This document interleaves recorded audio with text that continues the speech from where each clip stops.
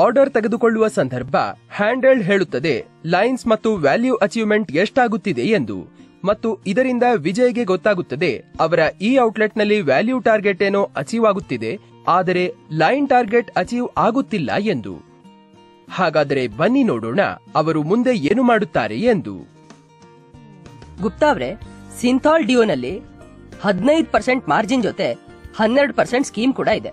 ನಿಮ್ಮ total benefit ಆಗಿದೆ 27%. ನನ್ಗೆ ಇದನ್ನ ಹೇಳಿ ಪರ್ ಪೀಸ್ ಎಷ್ಟು ಪ್ರಾಫಿಟ್ ಆಯ್ತು? ಕೊಡಿ ಕ್ಯಾಲ್ಕುಲೇಟರ್ ತಗೊಳ್ಳಿ.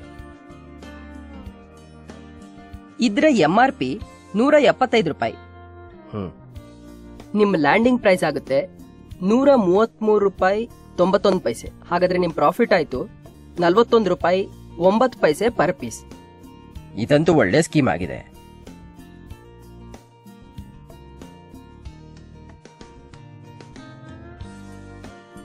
ಇದ್ರ 5 ವೇರಿಯಂಟ್ಸ್ ಇವೆ. ನಾನು ಎಲ್ಲದ್ರ 2 ಪೀಸ್ ಬರ್ಕೋತೀನಿ. ವಿಜಯ್, ತುಂಬಾ ಜಾಸ್ತಿ ಆಯ್ತು, ನನಗೆ ಇಷ್ಟೊಂದು ಬೇಕಾಗಿಲ್ಲ. ಆದರೆ ಗುಪ್ತಾ ಅವರೇ, ನೀವು ಡಿಯೋ ಸ್ಪ್ರೇ ಚೆನ್ನಾಗಿ ಮಾರ್ತೀರಾ. ಆಕ್ಸ್ ಮತ್ತೆ ಬೇರೆ ಕಾಂಪಿಟೇಷನ್ದು ನಿಮ್ಮ ಹತ್ರ ಸ್ಟಾಕ್ ಇದೆ.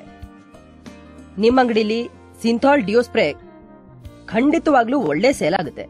ನಾನ್ ನಿಮ್ಗೆ ಈಗ 3 ಅತಿ ಹೆಚ್ಚು ಸೇಲ್ ಆಗೋ ವೇರಿಯಂಟ್ಸ್ ನ ಒಂದೊಂದು ಪೀಸ್ ಕೊಡ್ತಾ ಇದ್ದೀನಿ. ಸರಿ, ಹಾಗಾದ್ರೆ ನೋಡಿದಿರಲ್ಲ ನೀವು, ಸ್ಕೀಮ್ಸ್ ನ ಸಹಾಯದಿಂದ ವಿಜಯ್ ಹೆಚ್ಚು ಲೈನ್ ಸೇಲ್ ಮಾಡಿದರು ಎಂದು. ಈಗವರ ಲೈನ್ಸ್ ನ ಟಾರ್ಗೆಟ್ ಕೂಡ ಅಚೀವ್ ಆಗಿದೆ.